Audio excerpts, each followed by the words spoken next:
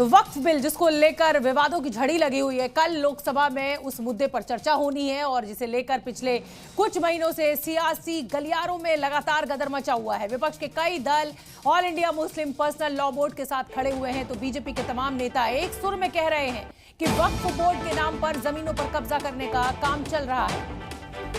तो अब कल 8 घंटे का समय तय किया गया है, लोकसभा में ये बिल पेश किया जाएगा। व्हिप भी जारी कर दिया गया है बीजेपी की तरफ से, सभी सांसद मौजूद रहेंगे बीजेपी के।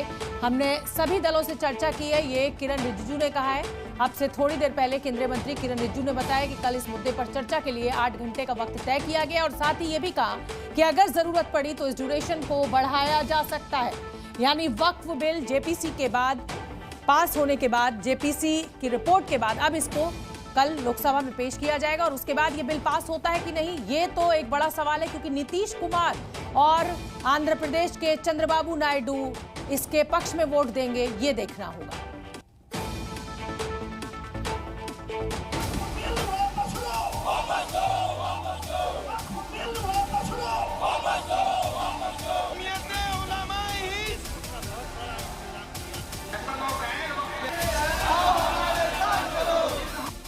बीस घंटे बाद वक्फ का गेम ओवर। जी हां, जिस वक्फ बोर्ड के नियमों की बदौलत देश में अब तक मुसलमानों को बेवकूफ बनाया जा रहा है, उसके खात्मे का वक्त करीब आ गया।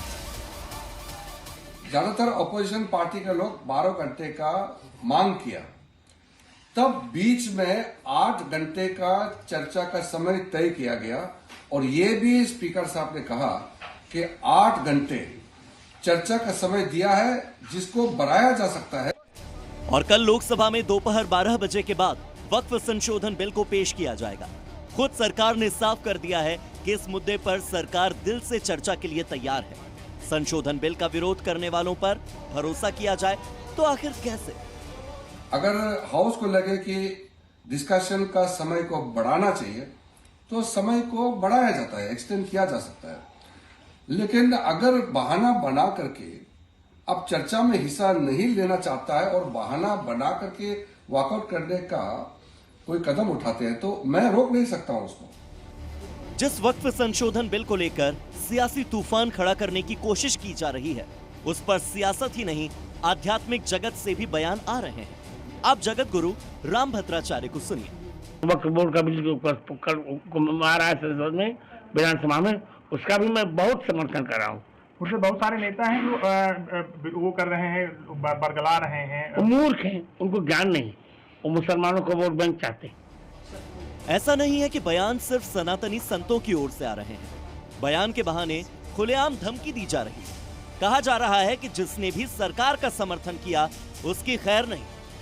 कांग्रेस के लोग हों, समाजवादी के लोग हों, कोई लोग हों, उस दिन कल अगर वो संसद से नदारत रहते हैं, बिल का समर्थन इस तरह से करते हैं, तो भी हम लोग इनको किसी कीमत पर माफ नहीं करेंगे।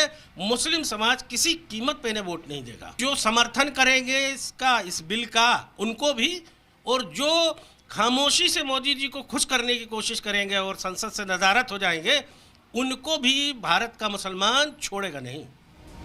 दरअसल ये मुद्दा ही ऐसा है कि वक्फ के नाम पर सियासत चमकाने वालों की सिर्फ साख खतरे में नहीं है, सवाल उस नकली डर का भी है जो कई दशकों से मुसलमानों को दिखाया जा रहा है।